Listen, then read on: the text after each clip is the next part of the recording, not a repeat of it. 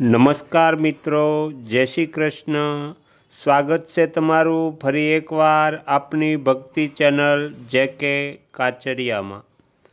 આજના વિડીયોમાં આપણે સાંભળીશું ભગવાન શંકરે યમરાજને જે આત્મજ્ઞાનનો ઉપદેશ આપેલો તે સાંભળીશું. ભગવાન શંકર કહે છે, એ ધર્મરાજ, જે પુણ્યાત્મા મનુષ્યોનું આંતરિક પાપ નષ્ટ થઈ ગયું છે તેમના મનમાં શ્રદ્ધાનો ઉદય થાય છે. પછી પૂર્વના પુણ્યના પ્રભાવથી તેમના હૃદયમાં ઉત્તમ તીર્થોમાં જવાની અને સંત મહાત્માઓના દર્શન કરવાની પ્રબળ ઈચ્છા જાગૃત થાય છે. હે ધર્મરાજ, કુમારના દર્શનથી જે પુણ્ય ફળ પ્રગટ થાય છે તેમાં તમારે સહેજે પણ આશ્ચર્ય કરવું ન જોઈએ. કર્તવ્યનો આદેશ આપનારું વેદવાક્ય સર્વના માટે ફળ આપનારું હોય છે. બધા તીર્થોનું સેવન, યજ્ઞોનું અનુષ્ઠાન તથા વિવિધ પ્રકારના દાન વગેરે કાર્ય અંતઃકરણની શુદ્ધિ માટે કરવા યોગ્ય છે. તેથી શુદ્ધ અંતઃકરણ દ્વારા મનુષ્યએ સ્વયં પોતાના આત્માનું ચિંતન કરવું જોઈએ. હું જ આત્મા રૂપે સર્વ પ્રાણીઓમાં સ્થિત છું. હું નિત્ય સત્તાયુક્ત, સ્વયં પોતાનામાં સ્થિત રહેવાવાળો અને વિઘ્નોને દૂર કરનાર છું. શીત, ઉષ્ણ વગેરે દ્વંદ્વોથી પર છું.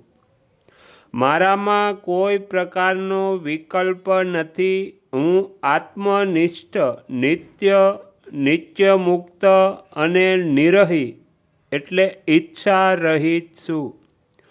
કુટસ્થ એટલે અચળ, કલ્પિત ભેદો અને વિવાદોથી દૂર રહેનારો, જ્ઞાનગમ્ય, અનંત, સ્વતંત્ર તથા સ્વયં પ્રકાશ પ્રભુ છું.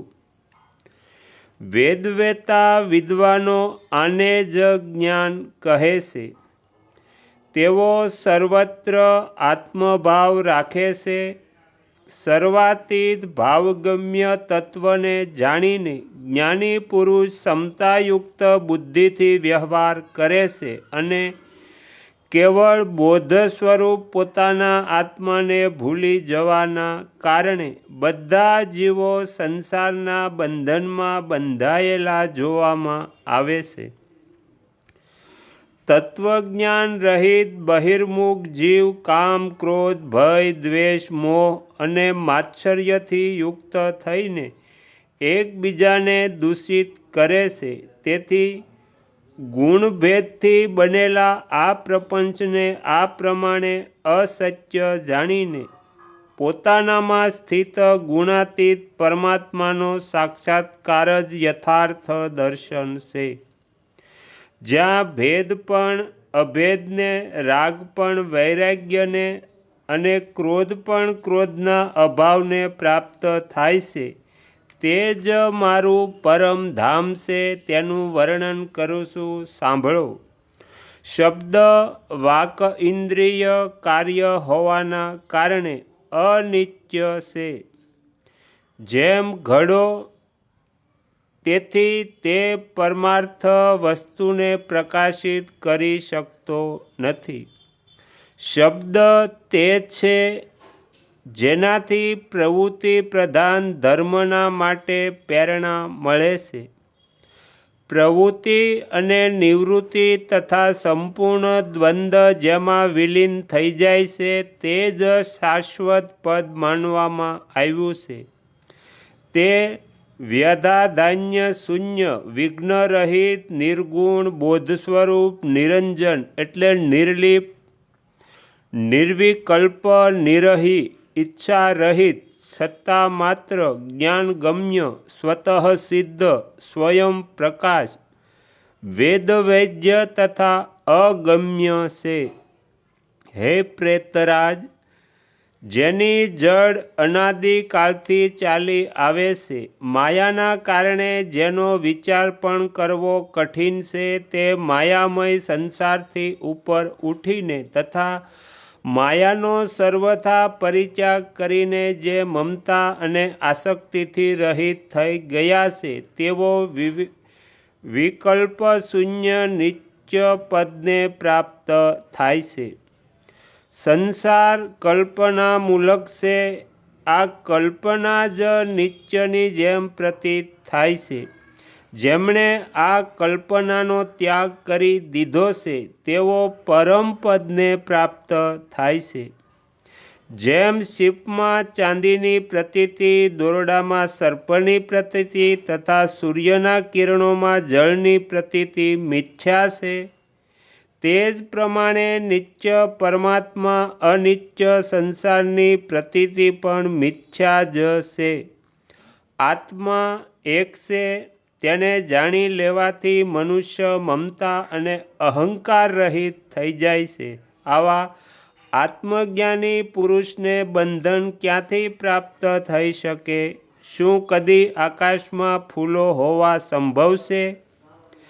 જ્ઞાનીનું સંસાર બંધન તેવું જ અસત્ય છે જેમ સસલાના શિંગડા। તેથી આ વિશે વધારે વાતો કરવાથી કોઈ લાભ નથી।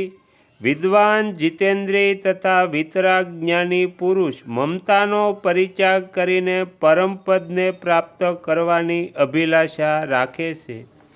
જેમણે મમત્વનો ત્યાગ કરી દીધો છે અને લોભ તથા મોહને દૂર કરી દીધા છે, તેઓ કામ ક્રોધથી રહિત માનવપદને પ્રાપ્ત થાય છે।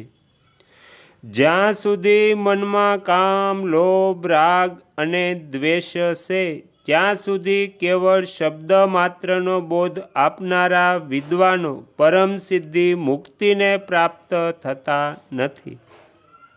હે યમરાજ, જેમના બધા પાપો દૂર થઈ ગયા છે, તેઓ બધા ઋષિ મુનિ જ્ઞાનનું પ્રવચન કરનારા તથા જ્ઞાનાભ્યાસને અનુકૂળ વર્તન કરનારા છે, તો પણ જ્ઞાન વેતા નથી।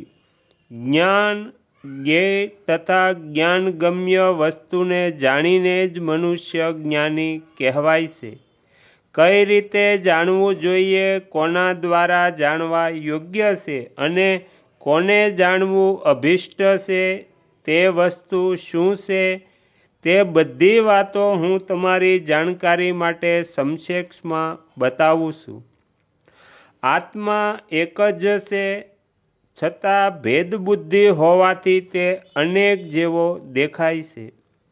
જેમ ઘૂમરી ફરનારને આ પૃથ્વી ચક્કર લગાવતી હોય એવી લાગે છે, તે જ પ્રમાણે ભેદબુદ્ધિથી આ આત્મા પણ અનેક જેવો પ્રતીત થાય છે। તેથી વિચાર દ્વારા જ આત્માનું જ્ઞાન પ્રાપ્ત કરવું જોઈએ। ગુરુના મુખે શ્રવણ દ્વારા તથા સારી રીતે પ્રયોગમાં લાવેલા વિશેષ મનન દ્વારા પણ આત્મતત્વનો સાક્ષાત્કાર કરવો જોઈએ। આ પ્રમાણે આત્માને જાણીને મનુષ્ય અનાયાસે જ બંધનથી મુક્ત થઈ જાય છે। આ સંપૂર્ણ ચરાચર જગત માયાજાળ છે। મમતાથી ઉપલક્ષિત થનારો આ મહાન સંસાર માયામય છે। મમતાને દૂર કરી દેવાથી અનાયાસે સંસાર છૂટી જાય છે। હું કોણ છું, તમે કોણ છો તથા માયાના આશ્રિત રહેતા અન્ય લોકો પણ ક્યાંથી આવ્યા છે? આ બધો સંસાર બકરીના ગળામાં લટકતા સ્તનની જેમ નિરર્થક છે, નિષ્ફળ છે, પ્રકાશહીન છે તથા ધુમાડાના ગોટા જેવો અસાર છે। તેથી હે ધર્મરાજ, તમે સર્વથા પ્રયત્ન કરીને આત્મતત્વનું ચિંતન કરો। લોમશજી કહે છે, ભગવાન શંકરના ઉપદેશથી યમરાજા જ્ઞાનવાન બનીને આત્મ સ્વરૂપમાં સ્થિત થઈ ગયા. તેઓ કર્મથી સૌના શાસક છે. બધા પ્રાણીઓને તેમના કર્મ અનુસાર દંડ કે પુરસ્કાર આપે છે. તેઓ પોતાના ચિત્તને એકાગ્ર રાખીને હંમેશા બધા પ્રાણીઓ તથા મનુષ્યોનું કલ્યાણ કરે છે. શ્રી સદગુરુ દેવની જય. આગળના વિડીયો જોવા માટે આ ચેનલને આ રીતે સબસ્ક્રાઈબ કરો અને આવનારા વિડીયોનું નોટિફિકેશન મળી રહે તે માટે બેલ આઇકન પણ દબાવો.